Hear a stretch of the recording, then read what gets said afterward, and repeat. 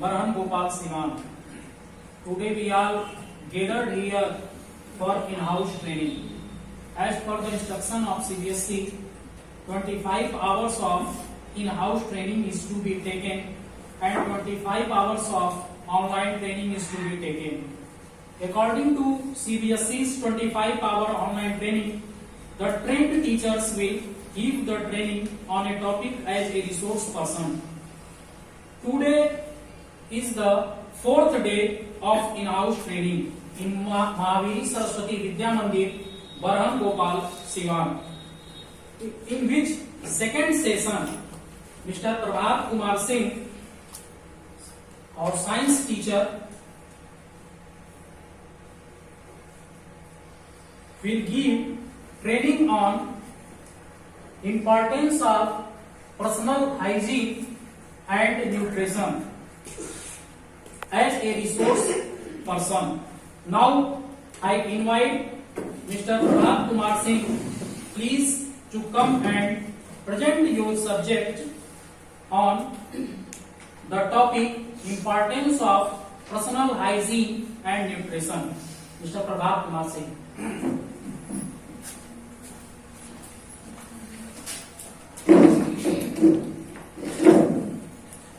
Thank you, sir. Jai Maa Saraswati. Respected Honorable Principal, my dear school teachers, I am very happy today because I have a chance to tell something about importance of hygiene and nutrition. This chance is given to me by my Honorable Principal, Shri Virendra Mehta ji, and he is a highly educated person. This topic is in-house training is being given to all trained teachers in the school, which is related to CBSE New Delhi. We have to attend 25 in-house training. Today is the fourth day of the second session. I am present here as a resource person and my topic is importance of hygiene and nutrition. And I think this topic is very, very important, not only to us, but good for all society, environment and our country.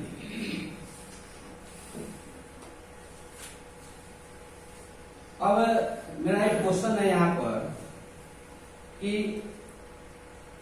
क्या कोई बता सकते हैं कि विश्व स्वास्थ्य दिवस कब मनाया जाता है?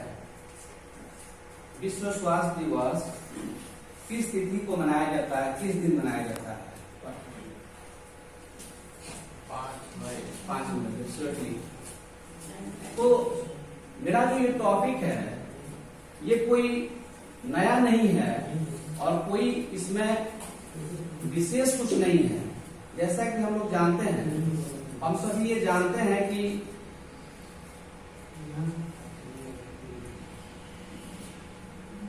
where is cleanliness, there is God. God decides where there is cleanliness and cleanliness is essential to stay healthy. कहने का मतलब ये है कि हमारा जो कल्चर है, हम लोग जिस कल्चर में हैं, जहाँ हम लोग हैं, ये प्राचीन से ही हम लोग साफ सफाई स्वच्छता का ध्यान रखते हैं। अपने पूजा पाठ में या कहीं पर भी हम लोग स्वच्छता का ध्यान देते हैं और साफ सफाई करने के बाद ही हम लोग अपने भगवान को पूजते हैं या वो हम पूजा करते हैं। उनको हमेशा जो है ये ऐसा कहा जाता है कि one who maintain cleanliness keep away from all types of disease. ऐसा कोई व्यक्ति जो हाइजीन स्वस्थ रहता है, साफ सफाई रखता है अपने आसपास में, तो निश्चित है कि वह स्वस्थ रहता है। तो निश्चित है कि इसमें हम लोगों को देखना क्या है? सबसे पहले ये हम लोगों को देखना है यहाँ पर कि ये जो हाइजीन वर्ड है, ये हाइजीन वर्ड जो है, ये हाइजीन वर्ड कैसे मतलब कहाँ से आया है? क्योंकि साइंस क्या है, science is nothing but systematic knowledge. So किसी भी टॉपिक को, किसी भी शब्द को हम लोग जब देखते हैं साइंस के दृष्टिकोण से, तो निश्चित है कि हम लोग पहुंचते हैं कि वो कहाँ से शुरू हुआ है, ओरिजिन क्या है, इसका मतलब क्या है। तो hygiene word which comes from name of the Greek goddess of health, hygiene. Greek देश की गॉडेस हैं, देवी जिसको हम लोग कहते हैं अपने यहाँ, जो हाइजिया करके थी और उनका रिलेशन था हेल्थ से। And it is setup of practice perform for the preservation of health, यानी हमारे हेल्थ को, स्वास्थ्य को बनाए रखने के लिए हम लोग, अपने को स्वस्थ रखने के लिए, स्वस्थ रहने के लिए ही हम लोग ये स्वच्छता, स्वस्थ रहने के लिए ही हम लोग ये स्वच्छता अपनाते हैं। और definition of hygiene is science that practice of maintaining good health through cleanliness, यानी साफ सफाई रखकर, साफ सफाई को रखते हुए हम लोग जो है अपने हेल्थ को सुधार सकते हैं। इस पर आधारित जो है ये टॉपिक है। तो यहाँ पर सबसे पहले जो चीज है वो हम लोग को ये देखना है कि अभी जो है, जो सिचुएशन है, जिस कारण से हम लोग लॉकडाउन में हैं, बच्चे हमारे स्कूल में नहीं आ रहे हैं, तो निश्चित है कि आप सभी जान रहे हैं कि ये जो कोरोना का जो है काल है, और कोरोना को हम लोग कैसे बच सकते हैं। तो साफ सफाई रखकर बच सकते हैं। साफ सफाई रखेंगे, मास्क पहन के रखेंगे और दूरी बनाकर रहेंगे, तो निश्चित है कि कोरोना पर हम विजय पा सकते हैं। और वैसे किसी भी डिजीज को, अगर डिजीज को रोकना है, if you want to stop disease, तो first of all we have to stop microbes, और जैसे माइक्रोब से हम बचेंगे तो निश्चित है कि हमें कोई रोग नहीं होगी। तो इस तरह जो है, अब आते हम लोग यहाँ पर, यहाँ जो टॉपिक है, ये जो हाइजीन है, ये खासकर 3 कैटेगरीज में इसको बांटा गया है। जैसे पहला है पर्सनल हाइजीन। तो ये पर्सनल हाइजीन होता क्या है? तो पर्सनल हाइजीन का मतलब ये होता है, पर्सनल हाइजीन का मतलब ये होता है कि regular routine, personal care, washing and grooming of hair, face and skin, teeth, ear, hands, nails, feet, यानी हमारे जो पर्सनल जीवन में, हमारे पर्सनल जीवन में जिस चीज को हम साफ रख सकते हैं, स्वच्छ रख सकते हैं, वह हमारा जो है पर्सनल हाइजीन कहा जाता है। हम अपने बालों को प्रतिदिन नियमित साफ करते हैं, अपने हम चेहरे को भी साफ करके रखते हैं, साफ रखते हैं। डेली हम नित्य हमारा रूटीन है कि हम लोग ब्रश करते हैं, टीथ को साफ करते हैं, ईयर को साफ करते हैं, हैंड्स को भी साफ करते हैं, नेल है, फीट है। इसमें एक एक करके हम लोग बारी बारी से हम लोग समझने का प्रयास करेंगे। ऐसे कोई विशेष ये नया चीज नहीं है, ये जो हम लोग करते हैं, और ये बच्चों में मोटिवेट करना है। बच्चे प्रायः उनको पता नहीं है कि हमें जो है माइक्रोब से कैसे बचना है, किस तरह जो है माइक्रोब हमारे जीवन को प्रभावित करता है। तो उसको बचाने के लिए, उनको बचने के लिए हमें प्रेरित करना है। तो ये कैसे हो सकता है? तो ये छोटे छोटे एग्जाम्पल से हम इसको एक्सप्लेन कर सकते हैं। जैसे बच्चों को हम ये प्रेरणा दे सकते हैं कि every day we should clean hair, हमें प्रतिदिन बालों को साफ करना चाहिए। We should comb their hair daily, अपने बालों को प्रतिदिन हमें कंघी करना चाहिए। इससे क्या होगा कि बच्चों में एक जो है प्रेरणा आएगी और बच्चे भी साफ सुथरा रहने का प्रयास करेंगे, और जिससे क्या होगा कि हमारे आसपास की जो सफाई है, स्वच्छता है, वो भी ठीक ठाक रहेगा। बच्चों में मान लीजिए बच्चे साफ सफाई रखते हैं अपने आप को, तो निश्चित है कि उन्हें कोई मतलब जो संक्रामक जो रोग होते हैं, कम्युनिकेबल डिजीज होते हैं, उन्हें नहीं स्प्रेड हो पाएगा। क्योंकि कम्युनिकेबल डिजीज जो होते हैं वो फैलते हैं माइक्रोब से, या कोई भी डिजीज, जैसे हम देख लिया आसपास में खासकर स्किन डिजीज है। तो ये हम जानते हैं कि स्किन डिजीज जो है वो कम्युनिकेबल है, एक व्यक्ति से दूसरे व्यक्ति में वो फैल सकता है। तो यदि हम साफ सफाई का मेंटेन करते हैं, अगर हम हाइजीन ठीक ठाक रखते हैं, अपना स्वच्छता अपना ठीक रखते हैं, तो निश्चित है कि यह जो रोग है, ये जो स्किन डिजीज है, इससे हम बच सकते हैं। यहाँ तक कि जैसे हम आसपास के अपने जहाँ पानी हम पीने के लिए पानी जहाँ लोग उपलब्ध करते हैं, जहाँ पानी रखते हैं, वहां भी देखना ये चाहिए कि वहां पर साफ सुथरा वो रहे, वहां जो है कोई किसी तरह का मतलब उसमें गंदगी नहीं रहे, वहां साफ सुथरा स्थान पर रखें, पानी को उबाल कर पिए। इस तरह जो है हम अगर भी करते हैं, जैसे अब देखिए जैसे फेस है हमारा, खासकर फेस के बारे में क्या है कि ऐसा ही एक अवधारणा बन चुका है कि प्रचार को देखकर एडवर्टाइजमेंट के द्वारा इतने प्रचार दिया जाता है कि उसमें आकर प्रत्येक जो जिसका फेस अच्छा भी है, वह अपने फेस को अनेक तरह का जो है क्रीम लगाकर उस फेस को खराब कर लेते हैं। तो खासकर हमें क्या चाहिए कि सबसे पहले हमें जो भी मेकअप का सामान है, खासकर वो मेकअप के सामान से हमें बचना चाहिए। जैसे यहाँ पर फेस के बारे में है क्या कि हमें फेस को अगर ठीक ठाक रखना है तो स्लीप 6 to 8 आवर्स, कम से कम हमें 6 से 8 घंटे तक हमें नित्य जो है ये रात में सोना चाहिए, और जिसको हम लोग साउंड स्लीप भी कहते हैं, साउंड स्लीप में सोना चाहिए। जैसे उसमें सुनील जी बता रहे थे हम लोगों को कि केवल ये साउंड स्लीप से केवल हमारे फेस पर ही असर नहीं होगा, बल्कि हमारे स्वास्थ्य पर भी उसका बहुत ही अच्छा असर पड़ेगा। ड्रिंक क्लीन वाटर, हमें कम से कम, जैसे हम लोग जानते हैं कि कम से कम हमें पानी 5 लीटर कम से कम मिनिमम जो है कैपेसिटी, वो हमें प्रतिदिन लेना चाहिए। बच्चों को भी ये बताना चाहिए। बच्चे जो है खासकर इस बात को समझते नहीं, वैसे वो पानी पीते हैं, ऐसा नहीं पिएंगे नहीं, पानी नहीं पीते हैं, लेकिन बच्चों में भी ये, बच्चों को ये बताना चाहिए, हमको प्रेरित करना चाहिए कि पानी से हमें क्या लाभ है, किस तरह डाइजेशन में हमें हेल्प कर सकता है, किस तरह हमारे शरीर में जो हानिकारक चीजें बन रहे हैं उसे निकालने में मदद कर सकता है। खासकर तो ड्रिंकिंग जो है हमें कम से कम पानी, फ्रेश वाटर जो है कम से कम 5 लीटर प्रतिदिन पीना चाहिए। नेक्स्ट है walk in fresh air.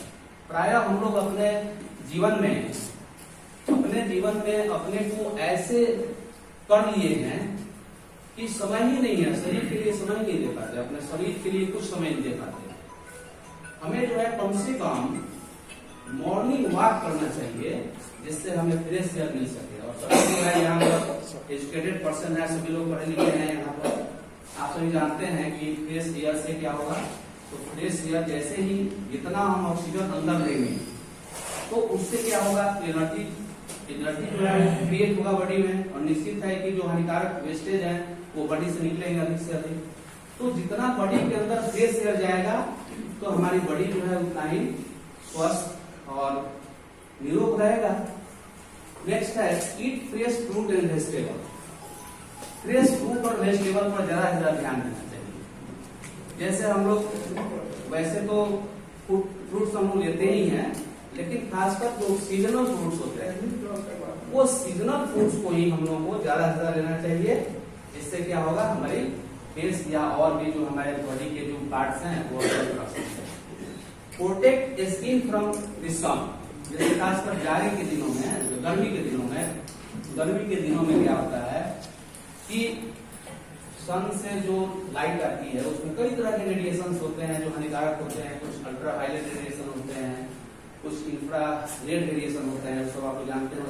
Infra red होता है, अल्ट्रा जो है लाइट से निकलते हैं, और वो जो है वो खासकर स्किन को इफेक्ट करते हैं, जिससे स्किन कैंसर का आजकल बहुत ज्यादा समस्या है। तो हमें उससे भी खासकर बचना चाहिए, थोड़ा बचाना चाहिए। नेक्स्ट टॉपिक है कि केयर ऑफ टीथ, यानी हमारे दांतों को स्वस्थ रखने के लिए हम लोग क्या कर सकते हैं। तो वैसे हम लोग सभी जानते हैं कि दांत हमारे लिए कितना महत्वपूर्ण है, कि यह जो है भोजन को चबाने के साथ साथ बोलने में भी हमारे सुंदरता को भी ये निखारता है। बच्चों को भी यह मोटिवेट करना चाहिए। खासकर बच्चों में क्या होता है कि बच्चे जो होते हैं वो ज्यादा चॉकलेट या मिठाई से ज्यादा उनकी रुचि होती है। बच्चे जो हैं ज्यादा उस पर उनका लगाव होता है, चॉकलेट दिन में बहुत अधिक खाते हैं, या वो चॉकलेट के प्रति बहुत अधिक चॉकलेट की तरफ भागते हैं बच्चे, जाते हैं चॉकलेट लेने के लिए, तो हमें क्या करना चाहिए कि उनको समझाना चाहिए कि दांत में कितने से क्या किस तरह के इंफेक्शन हो सकता है, दांत में क्या क्या किस तरह की वो बीमारी हो सकता है, जैसे कैविटी हो सकता है दांत में। वैसे जानते हैं कि जो हम लोग फूड लेते हैं, चबाते हैं दांत से, तो कुछ ना कुछ कण उसके दांतों में फंसा हुआ रह जाता है। अगर उसको हम लोग प्रॉपर तरीके से, अच्छे तरीके से यदि हम उसको साफ नहीं करते हैं, तो निश्चित है कि उसमें बैक्टीरिया लगेगा, और बैक्टीरिया से क्या होगा, हमारा जो दांत है वो दांत में कैविटी या अनेक तरह की समस्या हो सकता है। जैसे इसमें गम डिजीज हो सकता है, मसूड़ों में प्रॉब्लम हो सकता है ना, मुंह से बदबू आना आ सकता है, दांत का कम समय में ही झड़ जाना, ये सब जो है समस्या आ सकता है। तो इसके लिए हमें क्या करना चाहिए कि बच्चों को ये बताना चाहिए कि प्रॉपर जो है हमें प्रतिदिन सुबह और शाम 2 बार कम से कम ब्रश करना चाहिए। बच्चों को बताना चाहिए कि प्रति भोजन के बाद, मतलब भोजन से पहले सुबह में और रात्रि में, भोजन करने के बाद भी ब्रश का उपयोग करें। ब्रश करने से क्या होगा, तो दांत जो है हमारा स्वस्थ रह सकता है। नेक्स्ट टॉपिक है मेरा, सेम इसी से रिलेटेड है, ये अभी आगे बढ़ते हैं, नेक्स्ट स्लाइड पर आते हैं हम लोग, कानों की देखभाल। यह कान भी हमारे लिए बहुत महत्वपूर्ण अंग है। ऐसे तो कोई भी अंग नहीं है जो महत्वपूर्ण नहीं है। तो हमें जो है कैसे हम अपने कानों को स्वस्थ रख सकते हैं, खासकर बच्चों में ये आदत लग जाता है कि बच्चे क्या करते हैं कि कानों में कुछ उंगली या कोई पेन या पेंसिल वो कानों में अपना लगाते हैं। तो इस तरह का एक्टिविटी से उसे रोकना चाहिए, बैंड करना चाहिए उसे, है ना। और हमें करना क्या चाहिए, get rid of cotton buds. हमें कानों को साफ करने के लिए हल्का कॉटन का इस्तेमाल कर सकते हैं। हम बच्चों को ये बताएं कि हमें अगर कान में कोई चीज, बच्चों को मतलब अपने से ध्यान देना चाहिए, अपने से नहीं करना चाहिए। बच्चों को ये सब देखभाल करना चाहिए। बच्चे खासकर अपने से नहीं कर सकते, छोटे बच्चे अगर होंगे तो वो अपने से अपने कान में सफाई नहीं कर सकते, लेकिन हमें खासकर उसको कभी कभी समय समय पर उसे हमें थोड़ा सा उसे कान की देखभाल के लिए हमें बताना चाहिए, समझाना चाहिए। आप लोगों को उसे कॉटन से उसे साफ कर सकते हैं। नेक्स्ट टॉपिक मेरा क्या है कि जैसे अभी कोरोना काल चल रहा है, और कोरोना काल में हम सभी जानते हैं कि कोरोना से बचना है तो हमें दूरी बनाकर रहना है। जैसे अभी और टीचर्स है ना, सभी टीचर जो है वो लोग मास्क लगाए हुए हैं, तो ये बहुत अच्छी आदत है। सैनिटाइजर भी आप लोगों के पास है, और हम लोग को हमेशा जो है हाथ को साफ करने के लिए, मतलब 10 मिनट या आधा घंटे के बाद, 1 घंटे के बाद हमें बच्चों में भी ये आदत डालनी चाहिए कि वो अपने हाथ को साफ कर सके। और उसका सही तरीका क्या है, इसमें 6 स्टेप इसमें दिया हुआ है सही करने का। पहला क्या है, हाथों को साफ करने के लिए पाम टू पाम, मतलब अपने पहले आप क्या करिए कि अपने हथेलियों को एक बार में ऐसे रगड़िए। दूसरा है back and the back of hands, back को भी, अपने हाथों को जो बैक है बैक को भी रगड़ना चाहिए। बच्चों को बताना चाहिए कि बच्चे जो हैं हाथ धोते समय खासकर वो यही समझते हैं कि बस हमने पानी गिराया और हाथ को साफ कर लिया, लेकिन कुछ बैक्टीरिया या जो वायरस है, ये कोरोना वायरस है, ये हमारे नाखूनों में या हाथों पर चिपक जाता है। तो उसे हमें किस तरह से साफ करना चाहिए ये हमें बताना चाहिए। बिटवीन दी फिंगर्स, अपने हाथों के बीच में जो फिंगर्स है, ये फिंगर्स के बीच में भी इसको रब करना चाहिए। The back of the finger, finger के जो पीछे साइड है उसे भी अपने हाथ से रगड़ कर और उसे साफ करना चाहिए। इस तरह ये 6 जो है 6 टिप्स दिया हुआ है जो हम अपने को कोरोना से ही नहीं, बहुत से जो इन्फेक्शियस डिजीज हैं उनसे हम बच सकते हैं, स्किन डिजीज से बच सकते हैं, है ना। या और भी बहुत से ऐसे रोग हैं जो हमारे भोजन में हाथों से ही चला जाता है, तो ऐसे रोगों से भी हम बच सकते हैं। फूड पॉइजनिंग है, बहुत से ऐसे रोग हैं जो आप लोग जानते भी हैं कि उससे जो है ना हाथ को साफ रखें, प्रॉपर साफ रखें, तो बहुत से रोगों से हम निजात पा सकते हैं। नेक्स्ट है यहाँ पर जैसे नेल है, खासकर एक फैशन है आजकल नेल को बढ़ाकर रखना। हम तो मेरे घर में बहन भी है मेरी, है ना, और भी लोग हैं, देखते हैं खासकर, मतलब ये मेल बढ़ाने की एक जो है प्रथा है और प्रचलन आ गया है, जो मेल बढ़ा कर रखना यह जो है प्रचलन है। और हम देखते हैं कि बच्चे भी जो है इसको अपना बना लेते हैं फैशन, कि नेल थोड़ा बढ़ा लेंगे तो हम जो है अच्छे लगेंगे। तो नेल के बारे में क्या है कि नेल के सभी यहाँ मैं बता रहा हूँ कि जो मैं ये बात मैं बता रहा हूँ ऐसा नहीं है कुछ नया है, यहाँ कुछ भी नया नहीं है, जो सभी हम लोग की चीजों को जानते हैं। ये टॉपिक ही ऐसा है जो इसमें सफाई की क्या मतलब उससे क्या लाभ है, सफाई से क्या लाभ है, ये टॉपिक है जो हम सब जानते हैं। तो नेल जो है हमारा कैसा होना चाहिए, तो नेल जो है ये शॉर्ट होना चाहिए, छोटा होना चाहिए, है ना, क्योंकि इसके अंदर जो है बैक्टीरिया या वायरस जो है वो रह सकता है। तो जब हम भोजन करेंगे तो उस भोजन में बैक्टीरिया और वायरस ये जो है हमारे अंदर जा सकता है और हमें रोगग्रस्त कर सकता है। तो इसलिए यहाँ पर दिया हुआ है 5 टिप्स है। Keep your nail trimmed short, avoid beating और पिकिंग योर नेल्स। बहुत बच्चों में याद देखते हैं हम लोग खासकर कि बच्चे जो है अपने नेल को दांत से काटने लगते हैं। तो खासकर उनको जागरूक करने की आवश्यकता है, उन्हें बताने की आवश्यकता है कि यदि नेल को हम चबाते हैं, काटते हैं, तो नेल में क्या है कि बहुत सी गंदगी है, वो जो है उसमें अनेक तरह के रोग है, रोगाणु है जो हमारे शरीर के अंदर जाकर हमें रोगग्रस्त कर सकता है। तो खासकर इस पर हमें ध्यान देना चाहिए बच्चों को इस बारे में। इसका आता है फीट, खासकर ये फीट जो है लेग को भी हमें बचा के रखना होता है। इसमें कई तरह के इन्फेक्शन हो जाते हैं, लेग में भी कई तरह के इन्फेक्शन हो सकते हैं।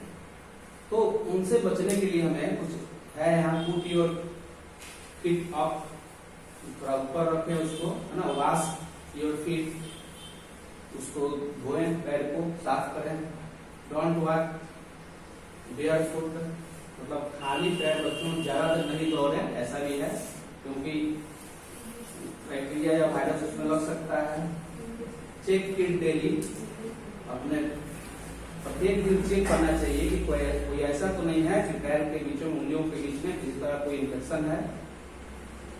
और ट्रिम नेल, और नेल जो बढ़ा हुआ है उससे हमें क्या करना चाहिए, उससे भी हमें काट देना चाहिए उसको। अब यहाँ मेरा एक क्वेश्चन है आप लोगों से कि अपने भारतवर्ष में किस दिन स्वच्छता दिवस मनाया जाता है? 2 अक्टूबर, स्वीटली 2 अक्टूबर से हम सभी जानते हैं। और 2 अक्टूबर जो है ये महात्मा गांधी का जयंती भी।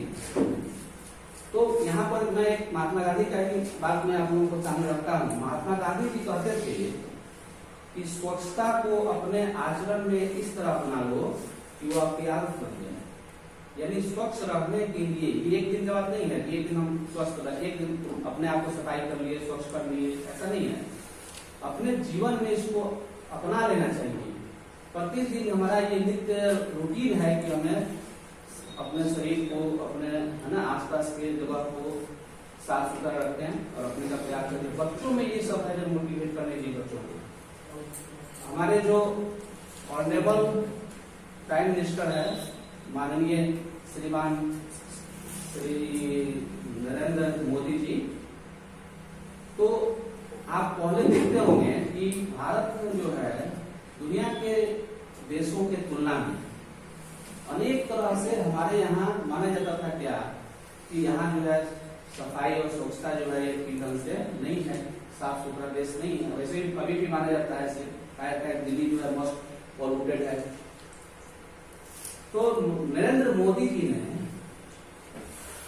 एक कैंपेन शुरू किया है, स्वच्छ भारत स्वस्थ भारत। यानी जब तक हम सफाई की तरफ नहीं जाएंगे, अभी हम प्लेटफॉर्म पर जाते हैं इस रेलवे स्टेशन पर, तो हम लोग को लगता नहीं है कि हम इंडिया में है या बाहर, लगता है कि कहीं बाहर चले गए, विदेश में चले गए। लेकिन इससे पहले क्या था, हम लोग देखते थे कि कहीं पर भी कुछ फल सब्जियों का छिलका फेंका हुआ है, कोई गुटखा सिगरेट पान खाकर कहीं टूटे हुए हैं कोना में या किसी फर्श पर जो है गंदगी फैलाए हुए रखते थे। लेकिन आज अब देखते हैं हम लोग कि खासकर जो है रेलवे स्टेशन या बस बस स्टैंड है या कहीं पर भी हम देखते हैं आज का जो भारत है, आज का भारत जो है काफी ज्यादा स्वच्छ है और स्वच्छता के प्रति ये नरेंद्र मोदी जी का ये देन है कि इतना भारत जो है ये आगे है। विदेश के भी जो लोग आते हैं वे लोग भी मानते हैं कि भारत में परिवर्तन हुआ है, ऐसा नहीं है कि पहले जैसा भारत है। कुछ शहरों में है पोल्यूटेड एरिया है, पोल्यूशन है, फिर भी बहुत चीजें जो है साफ सुथरा ये हुआ है।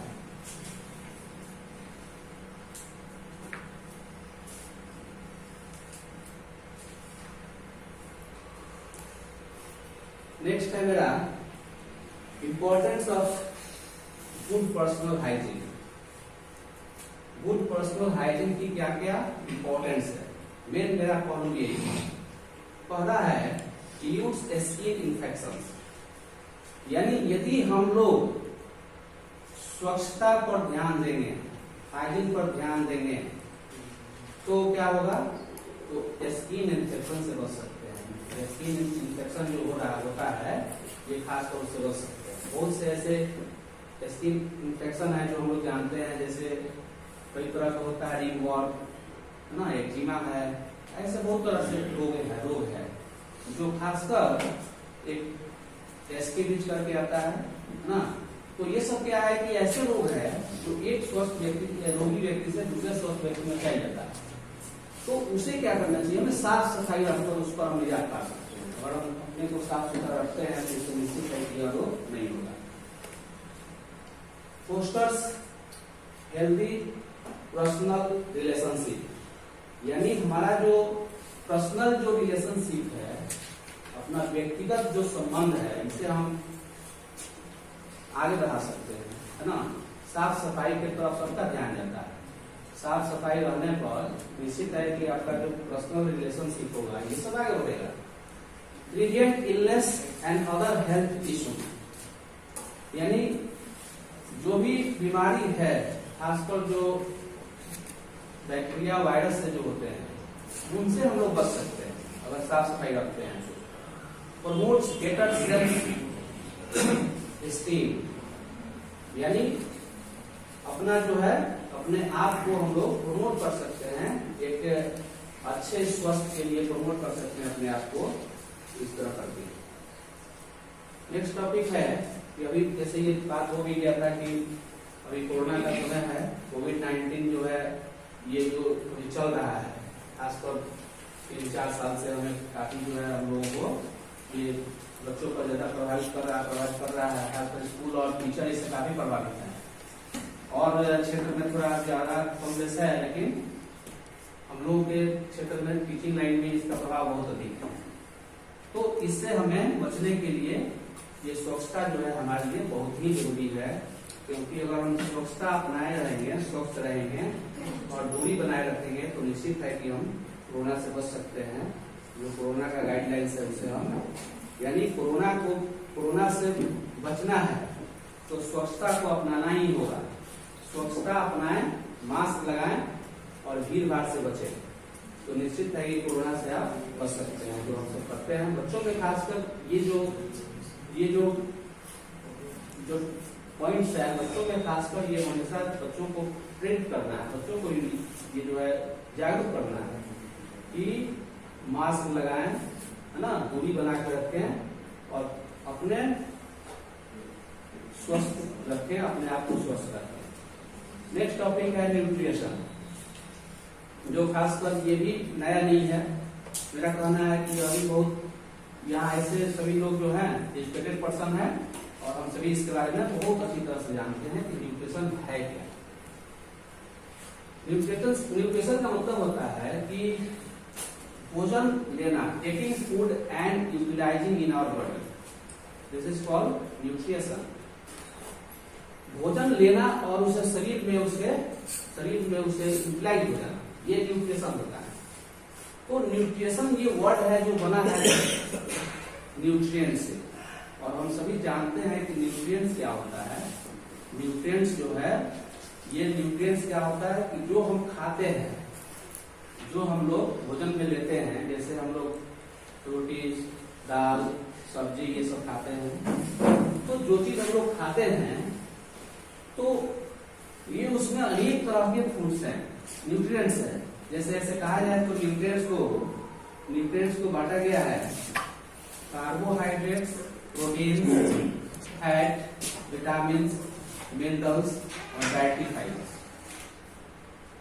ये 6 कैटेगरीज में इसको 7 कैटेगरी बांटा गया, वाटर भी इसमें आता है। तो हम सभी ये जानते हैं कि कार्बोहाइड्रेट्स लेने से क्या होगा, नहीं लेने से क्या हो सकता है। बच्चों में यह जो है, बच्चे खासकर ये नहीं जानते हैं कि हमें जो है ये जो भोजन ले रहे हैं इसमें हमें किस तरह का भोजन चाहिए। बच्चों का लगाव क्या होता है, केवल एक तरफ, मतलब उनको जो अच्छा लगेगा, उनको अच्छा लगेगा भात खाना तो वो भात खाते हैं। लेकिन बच्चों में हमें ये जानना होगा कि क्या क्या कौन कौन सा न्यूट्रिएंट्स हम लेते हैं, कौन कौन सा न्यूट्रिशन अगर हम लेंगे तो वो हमारे लिए किस तरह फायदेमंद होगा, ये खासकर बताना बहुत जरूरी है। जैसे यहाँ पर कार्बोहाइड्रेट्स है, तो कार्बोहाइड्रेट्स हम सभी जानते हैं कि कार्बोहाइड्रेट जो है ये गेटिंग एनर्जी के लिए हमारे शरीर को एनर्जी देता है। ये बहुत अधिक एनर्जी हमें एनर्जी जो मिलता है वो कार्बोहाइड्रेट से मिलता है। और जितने भी भोजन में जो मीठे लगने वाले चीज है, जो मीठा लगता है खासकर, जैसे मान लीजिए चावल है, मीठा लगता है चावल। उसी तरह ब्रेड है, स्वीट्स है ना, बहुत से चीज है जो मीठे लगते हैं। या और भी फ्रूट्स है, उसमें कार्बोहाइड्रेट पाया जाता है। और ये कार्बोहाइड्रेट अगर प्रचुर मात्रा में हम लोग नहीं लें, बच्चों को नहीं दिया जाए, तो बच्चों में अनेक तरह के रोग उत्पन्न हो सकता है। बहुत से बीमारी है जिसका मैं जिक्र आगे करूंगा, आगे करते हैं। एक करके मैं पहले इससे अवगत हो जाते हैं ये जो हमारे जो डाइट्स हैं, उसके बाद हम उसके रोग पर और कैसे उसको निदान करेंगे उस पर हम लोग। उसी तरह जैसे प्रोटीन्स है, तो प्रोटीन्स क्यों जरूरी है, तो प्रोटीन से ग्रोथ होता है। इसको हम कहते हैं कि ग्रोथ के लिए जरूरी है। और प्रोटीन हमें कहाँ से मिलेगा, कौन से ऐसे पदार्थ है जिससे हमें प्रोटीन्स मिलेगा भोजन में। तो प्रोटीन्स के लिए सभी लोग जानते हैं कि पनीर है ना, दाल है ना, और भी आपको बता सकते हैं प्रोटीन्स के बारे में। प्रोटीन का सोर्सेस क्या है जो हमें प्रोटीन्स, दूध है, प्रोटीन्स है, सोयाबीन है, हमें जो है ये एनिमल से मिल सकता है और हमें ये प्लांट सोर्स से मिल सकता है, दोनों सोर्स से मिल सकता है। और बच्चों में ये है कि वो पर्याप्त मात्रा में लें, इसके लिए हम उसको बच्चों में ये जो है मोटिवेट करना चाहिए उसे, ये ठीक तरीके से वो अपना प्रोटीन ये सब ले। उस तरह से फैट्स है, तो फैट्स जो है हम जानते हैं कि फैट्स भी जरूरी है, लेकिन फैट्स की कम ही मात्रा जरूरी है। फैट्स अगर ज्यादा मात्रा में हम लेते हैं तो उससे क्या हो सकता है कि ओबेसिटी बढ़ेगी। जैसे हम लोग का बढ़ा हुआ है ओबेसिटी, तो यही फैट का कारण नहीं है, कुछ ना कुछ कमी है दूसरा जिसके कारण ये बढ़ा हुआ है।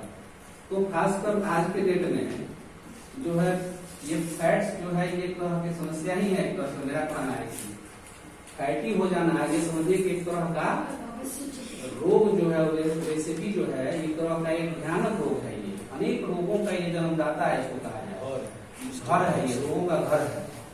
इसमें अनेक तरह के इससे रोग हो सकते हैं। ओबेसिटी का मतलब है ओवरवेट, और फिर ओवरवेट के मतलब क्या है, तो अनेक तरह की प्रॉब्लम आएगा, ब्लड प्रेशर बढ़ेगा, है ना, फिर आपको हार्ट में समस्या हो सकता है, किडनी फेलियर हो सकता है, अनेक तरह की समस्या आ सकती है। इस पर हमें बच्चों को अवेयरनेस करना है, अवेयर करना है कि वे इस बातों को समझें। विटामिन है, खासकर विटामिन और मिनरल्स। तो बच्चे जो है विटामिन और मिनरल के प्रति क्या होते हैं कि बच्चे केवल आलू का सब्जी खाना पसंद करते हैं आलू से, और उनको अच्छा लगता है, आलू का सब्जी खाते हैं और उनको लगता है कि इससे मेरा काम चल रहा है। लेकिन खासकर हम सबों को ये बच्चों में ये बताना चाहिए कि ये जो विटामिन है, ये मिनरल्स हैं, ये किस तरह हमारे लिए इम्पोर्टेंस है। यदि विटामिन मिनरल्स पर्याप्त मात्रा में हम नहीं लेते हैं तो हमें अनेक तरह के रोग होंगे। जैसे मैं बताया कि इसका चर्चा हम लोग बाद में करेंगे। विटामिन ए की कमी से क्या हो सकता है, सब लोग जानते हैं। विटामिन ए की कमी से नाइट ब्लाइंडनेस हो सकता है। उसी तरह विटामिन सी है, विटामिन सी की कमी हो जाए तो हो सकता है ना। उसी तरह विटामिन डी, रिकेट्स है। तो अनेक तरह के रोग हैं जो ये बच्चों में आ जाएगा अगर हम प्रॉपर न्यूट्रिएंट्स नहीं लेते हैं तो अनेक तरह के रोग से हम ग्रसित, बच्चे जो है ग्रसित हो जाएंगे, हम लोग भी ग्रसित हो सकते हैं। मिनरल्स है, मिनरल्स मतलब क्या है? तो मिनरल्स का मतलब होता है कि ऐसे पदार्थ जो हमें फ्रूट से मिलते हैं, जो हमें सब्जियों से मिलते हैं, खासकर जैसे आयरन है ना, फास्फोरस है, कैल्शियम है, अनेक तरह के ऐसे मिनरल्स हैं जो हमारे प्लांट सोर्स से ही मिलते हैं, प्लांट सोर्स से ही मिलते हैं अधिकतर। और ये सब लेने से क्या होगा, तो बच्चों का जो हेल्थ होगा वो अच्छा बनेगा, हेल्थ जो है वो अच्छा होगा और वो इम्यूनिटी बूस्टर का काम करेगा, उसका इम्यून सिस्टम बूस्टअप होगा, इम्यून सिस्टम बढ़ेगा और उससे बीमारी नहीं होगी। आजकल अनेक कंपनियां जो है प्रचार करके ये बता रही है कि कैसे हम कोरोना से बच सकते हैं। कई तरह के मेडिसिन बाजार में उपलब्ध है जो कहता है कि मैं ये जो है इम्यून सिस्टम स्ट्रॉन्ग करने के लिए है, और इम्यून सिस्टम उससे स्ट्रॉन्ग होगा या नहीं होगा, उसका साइड इफेक्ट ही हो जाएगा शरीर में से। इम्यून सिस्टम कितना बढ़ेगा ये तो नहीं पता है, लेकिन उसके एडवर्टाइज में अगर हम पढ़ जाते हैं, एडवर्टाइज को देखकर अपनाने लगते हैं तो कई तरह की समस्या से ग्रसित भी हो सकते हैं। केवल यदि हमारे भोजन में प्रचुर मात्रा में जो बैलेंस डाइट करते हैं, all types of nutrients are present in a food, this is called balance diet.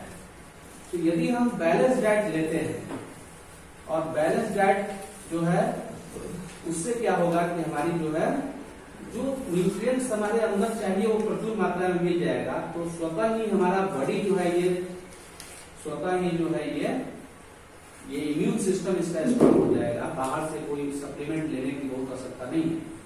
लेकिन हम लोग एडवर्टाइज की दुनिया में देखकर, जैसे कोई बड़े बड़े जो एडवर्टाइजर हैं जो लाखों करोड़ रुपया लेते हैं एक एडवर्टाइज के लिए, और कंपनी क्या करती है कि उस एडवर्टाइजर को जो पैसा दे रही है, जो एडवर्टाइज कर रहा है, वो पैसा हमारे ही आपसे लेकर उनको दे रही है और हम लोग उस पर जाते हैं, ज्यादा उस पर फोकस करते हैं हम लोग।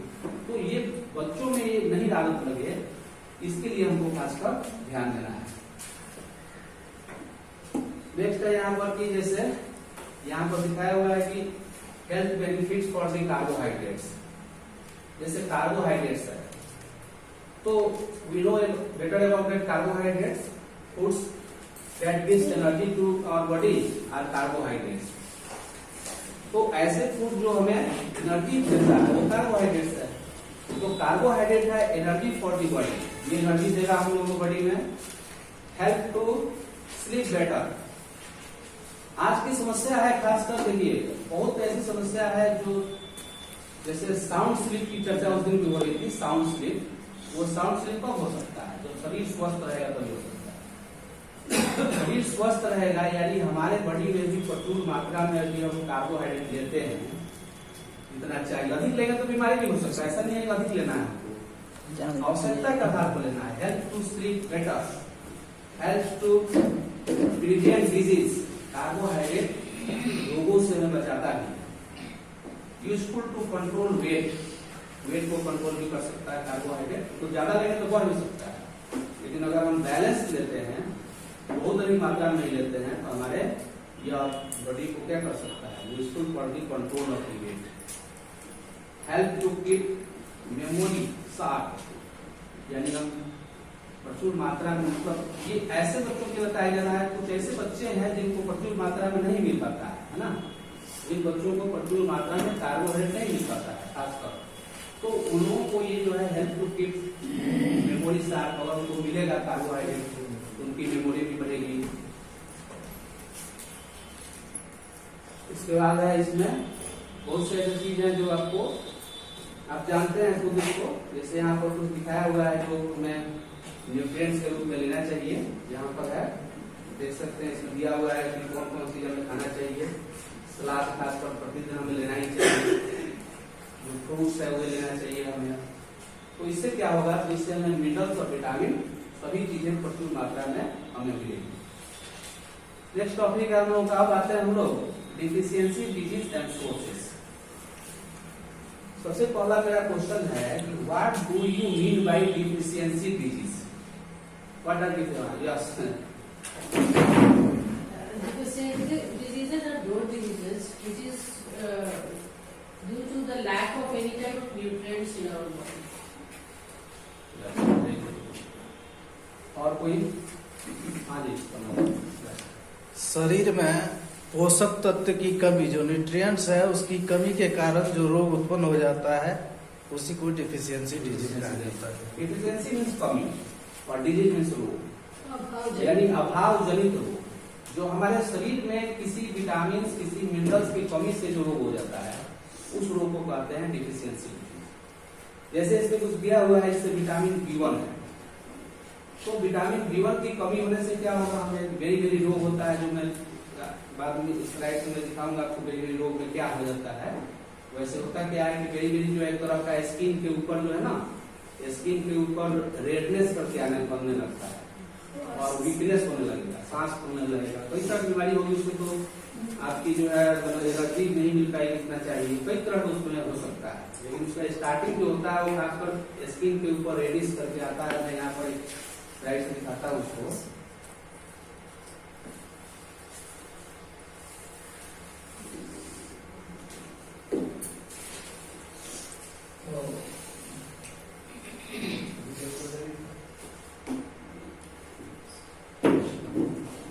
ये है आपको, जैसे यहाँ पर देखिए ये बेरी बेरी का सिम्टम दिखा रहा है। यहाँ पर इसमें दिया हुआ है रैपिड हार्ट बीट, यानी हार्ट बीट जो है तेज चलने लग सकता है।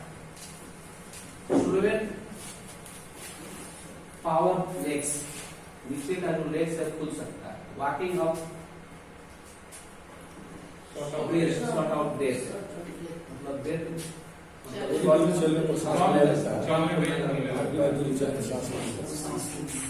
उसके बाद है मसल्स फंक्शन, मसल का जो फंक्शन है वो काम करना कम कर देगा। तो अनेक तरह के इसमें जो है बीमारी का जो है ये सिम्टम होता है। इसमें नेक्स्ट टॉपिक हमारा था जो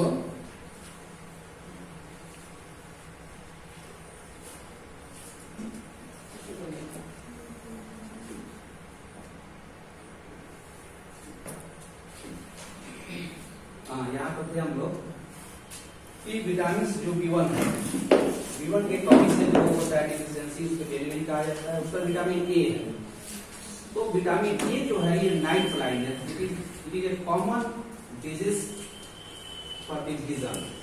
actually different types of vision, myopia, hypermetropia, presbyopia. This is common vision due to the lack of the nutrients like vitamin A। और विटामिन A से अगर ये समय पर पता चल जाए, मतलब रात में कम रोशनी में नहीं दिखना, ये जल्दी पता नहीं चलता है। ये जल्दी पता नहीं चलता है बच्चों को कि नाइट ब्लाइंडनेस है या नहीं। बहुत से बच्चे हैं उनको पता ही नहीं चलेगा कि नाइट ब्लाइंडनेस है, दिन में दिख रहा है, कम दिख रहा है, रात के समय जैसे कम रोशनी होगा उससे नहीं दिखेगा।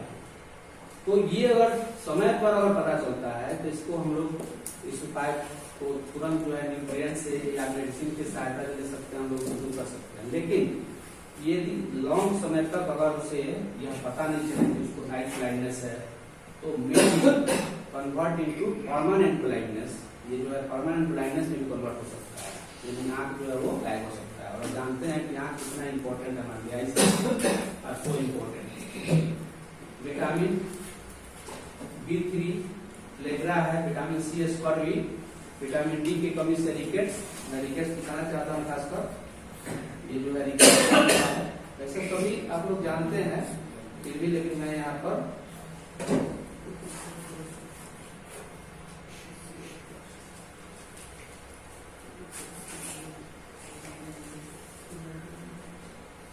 ये रिकेट्स पैर की हड्डियां जो है वो बैंड हो जाना, पैर की हड्डियां जो है वो मुड़ जाना, तिरछा हो जाएगा मनुष्य के जैसा, तो ये रिकेट्स होता है। और खास कर किसकी कमी से होता है, विटामिन डी की कमी से और कैल्शियम की कमी से ही हो जाता है।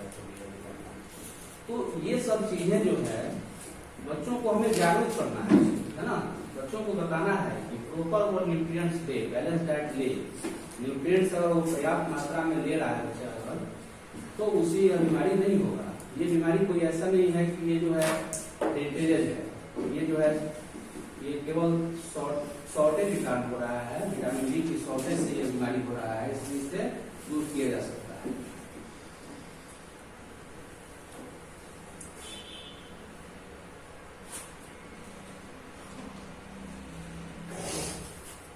नेक्स्ट टॉपिक है हम लोगों का अब ये, यहाँ से मैं आता हूँ विटामिन ए। ये विटामिन ए जो है beneficial in treating eyes disorders, skin infection. खासकर विटामिन ए जो है ये बेनिफिशियल है किस लिए, तो ये स्किन इन्फेक्शन में और ये नाइट ब्लाइंडनेस जैसे मैं बोला। तो ये आप देख सकते हैं कि इसका जो है बहुत से आपको सामने दिख रहा होगा जो फ्रूट्स हैं, खासकर तो ये बहुत सस्ते फ्रूट्स जो हम ये कहें कि गाजर में और मूली में बहुत अधिक मात्रा में विटामिन ए पाया जाता है। तो उसका उपयोग करके हम जो है वो जो है उपयोग करते हैं, तो निश्चित है कि हमें ये जो है विटामिन ए से हम बच सकते हैं।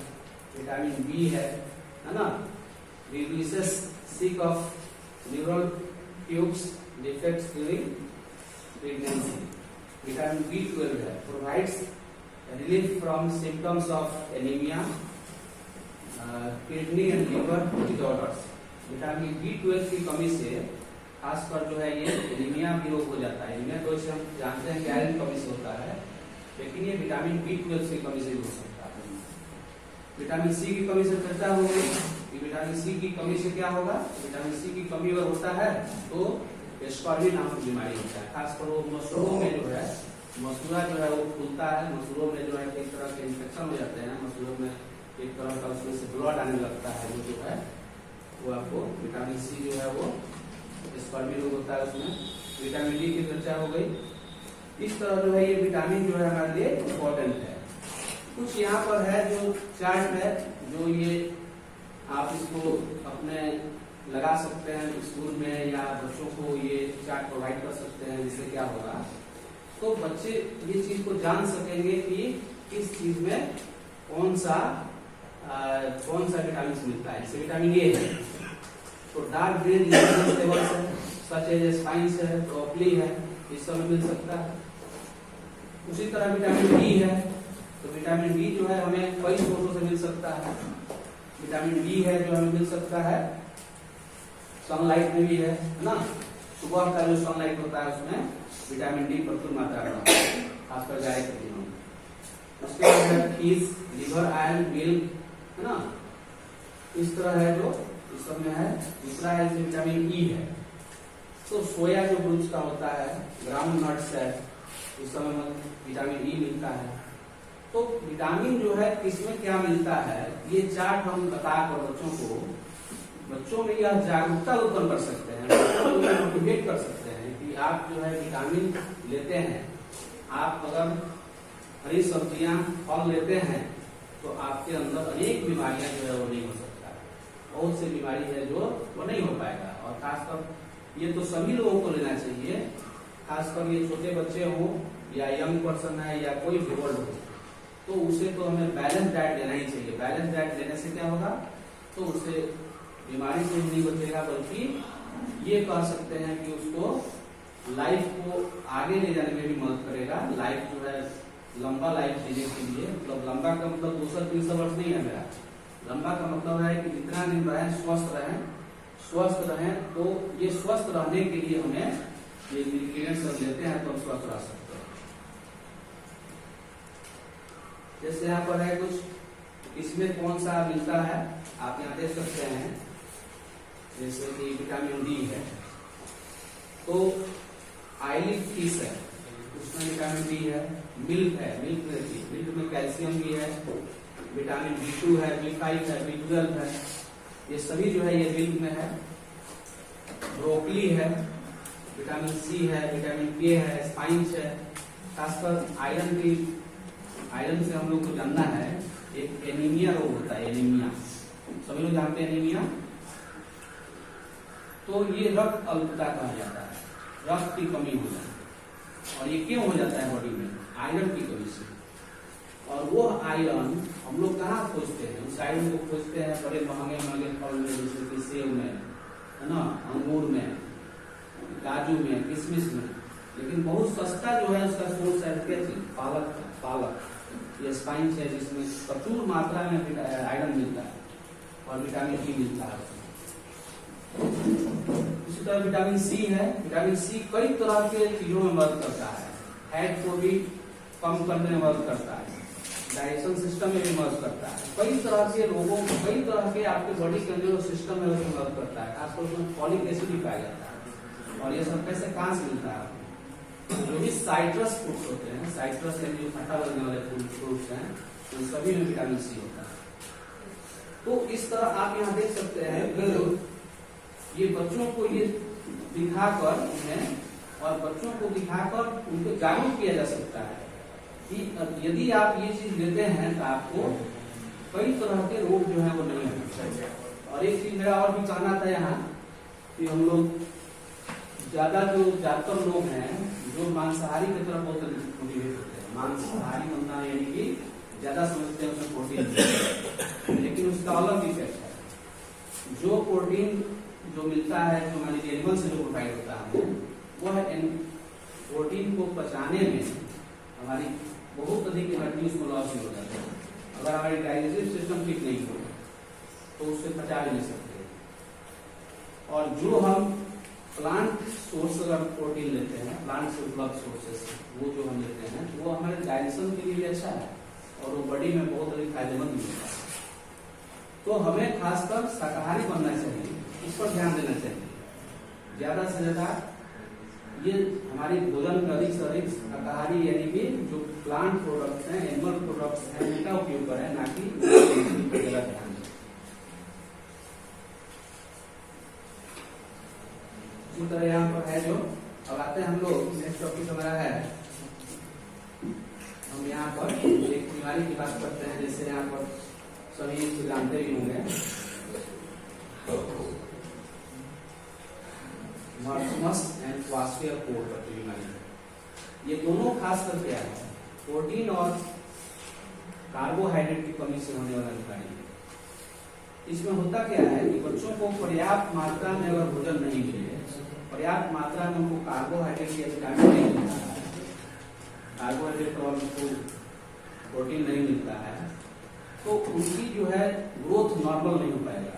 उनकी ग्रोथ क्या होगी? तो उनकी एबनॉर्मल ग्रोथ हो जाएगा। जैसे पेट का आगे निकल जाना, काफी शरीर के अंदर से जो है केवल हड्डियां ही दिखना, कुछ उसमें दिखेगा नहीं कि शरीर जो है वो ठीक ढंग से दिखेगा नहीं। बच्चे जो है वो वीक होंगे, बच्चे जो है वो कोई भी वर्क ठीक से नहीं कर पाएंगे। यानी उनकी जो लाइफ है वो समझिए कि एक तरह से आगे मतलब बहुत ज्यादा दूर तक नहीं जा सकता है अगर उनको प्रचुर मात्रा में नहीं मिले, उनको कार्बोहाइड्रेट और प्रोटीन अगर नहीं मिलता है तो वो बचपन से ही बहुत से रोगों से ग्रसित हो जाएगा। उनका विकास ही सही नहीं हो पाएगा, विकास सही नहीं हो पाएगा। यहाँ पर इसका हो गया था। अब हम लोग आते हैं यहाँ पर बैलेंस डाइट पर एक बार और थोड़ा देखते हैं बैलेंस डाइट क्या है।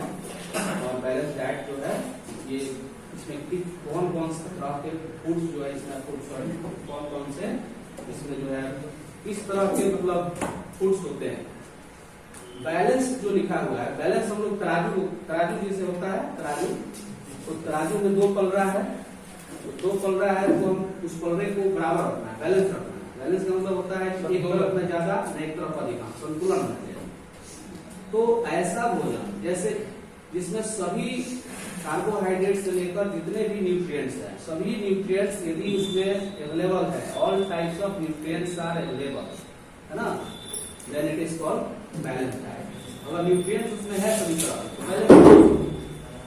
लेकिन कुछ हमारे यहाँ कुछ हम लोगों का कुछ अपना जो है ये बोले कि कुछ कमियां या हमारी जो आदत, ये दोनों कम कर सकते हैं, कमियां भी कर सकते हैं और आदत भी कर सकते हैं। क्यों? क्योंकि हमारी आदत है कि कोई एक ही दो से काम चला लेना। जैसे दाल है तो उस समय सब्जी नहीं रहेगा, दाल के साथ में रोटी खा लिए या चावल खा लिए, सब्जी उसमें नहीं रहेगा। या सब्जी है भी तो उस दिन दाल नहीं रहेगा, या सब्जी रहेगा फिर सलाद नहीं रहेगा।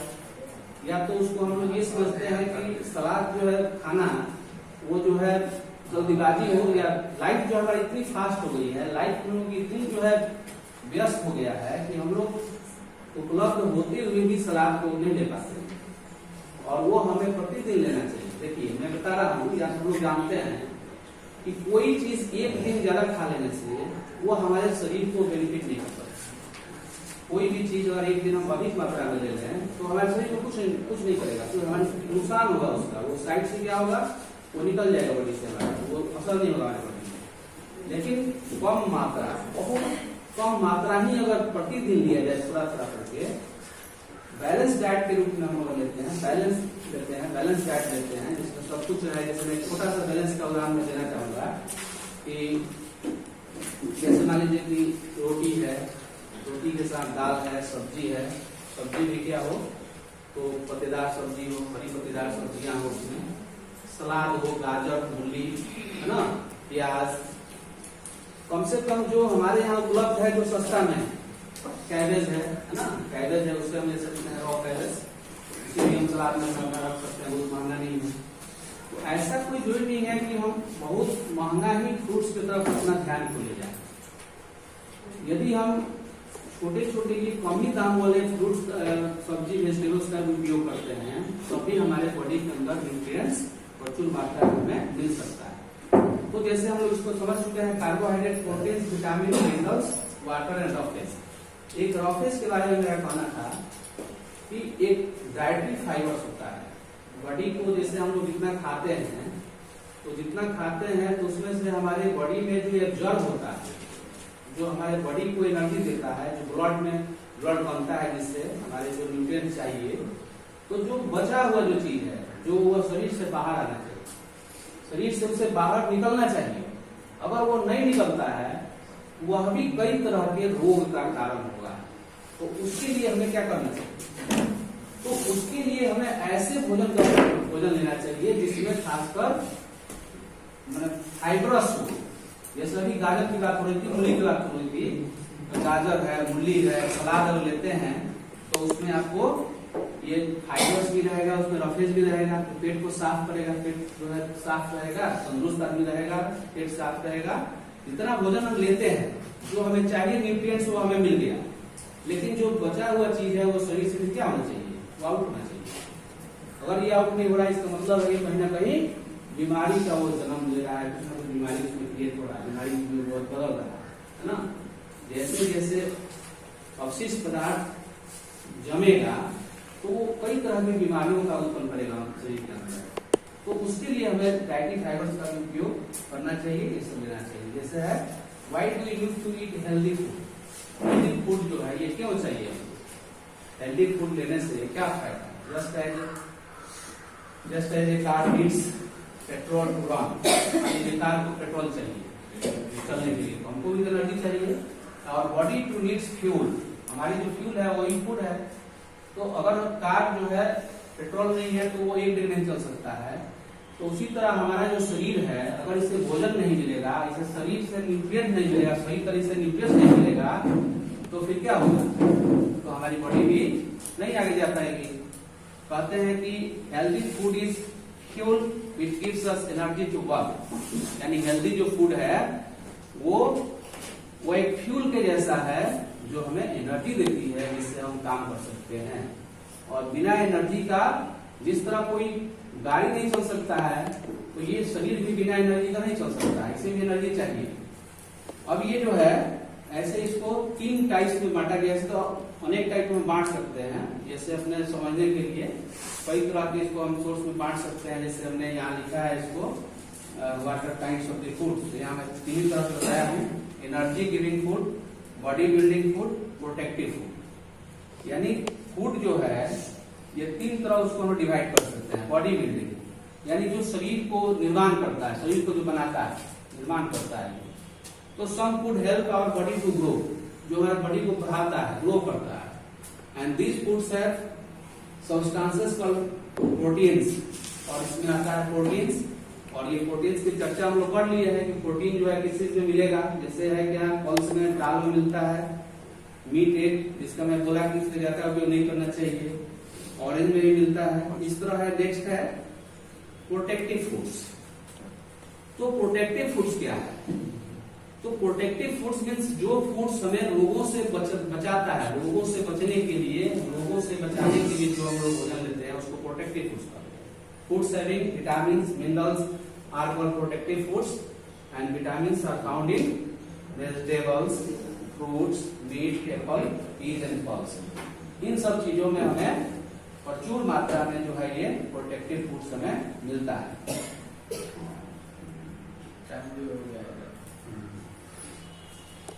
तो यहाँ पर अभी चलना पड़ेगा,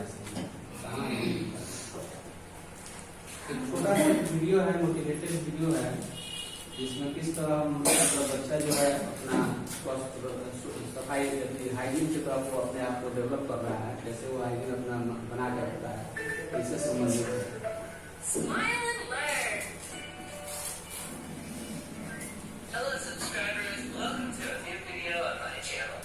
The other day, we learned how we should wash our hands the right way. Today, we're going to learn more about hygiene habits. The first thing you should know about personal hygiene is... Hello? Basketball game? No? I was recording a video for my channel, but it's okay. I'll carry on with it later. See you on the court in 5 minutes. Subscribers, I forgot I had a basketball game. I'll be back later. I'm back. Only one. As I was saying, hygiene habits are those routines we follow to look after our body, keep it clean. This way, we make sure we stay healthy. One of the most important habits is to shower at least once a day, especially after doing sports. I sweat quite a lot during the game, and I'm going to have a good shower.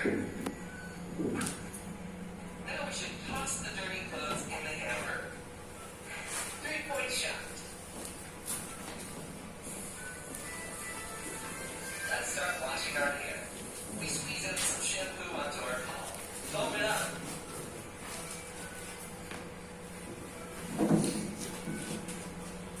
After a few seconds, we rinse.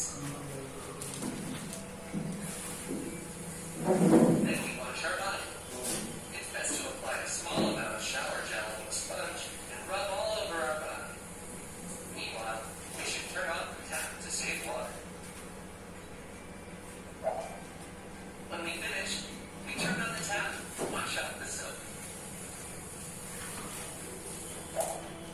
I feel great after a shower. Now we should dry off with a clean, dry towel. I'll see you in a bit to keep talking about personal hygiene. Now I'm ready. I'm wearing clean clothes and I dried and combed my hair. I'm better, right? Another hygiene habit is to keep your fingernails short and clean. You should cut them if they're long using some scissors or a nail cutter. It's no good biting them. It's dinner time! They're calling me for dinner. I'll wash my hands well before sitting at the table. Learn how to do this watching the video hand washing on my channel. I'll be right back. Another hygiene habit is brushing your teeth after every meal. Brushing your teeth is an important part of your dental care routine and helps to prevent gum disease.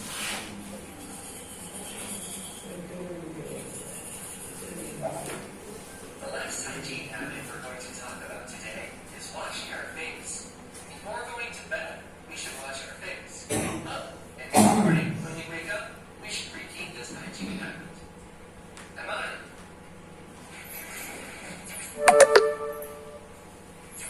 What a day, subscribers. Want to recap the hygiene habits? It's important to shower once a day, especially after doing sports. After showering, we'll wear clean clothes and comb our hair. We should keep our fingernails short and clean. Before eating, we should wash our hands. After every meal, we should brush our teeth. Before going to bed, and after waking up in the morning, we should wash our face. That's all, subscribers. See you in the next video.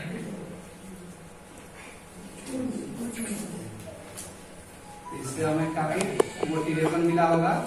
बच्चों को ये video दिखाकर हम उससे ये hygiene की तरफ motivate किया जा सकता है और इस तरह जो है न्यूट्रिशन क्या है, न्यूट्रिएंट्स क्या है, बैलेंस डाइट क्या है और इसके क्या क्या हमें लाभ है जीवन में, ये सब बताकर बच्चों को हम प्रेरित कर सकते हैं कि जो बच्चे जो हरी सब्जियां नहीं खाना चाहते हैं उन्हें भी हम बार बार जो हम समझाएंगे बताएंगे, इससे आपकी बॉडी में ये विकास होगा, बॉडी में आपकी मेंटल शक्ति विकास होगी, बढ़ेगा, आपके है ना कोई किसी तरह का रोग नहीं होगा। तो ये जो है काफी बच्चों को हम लोग चाहें तो प्रेरित कर सकते हैं। Thank you. धन्यवाद।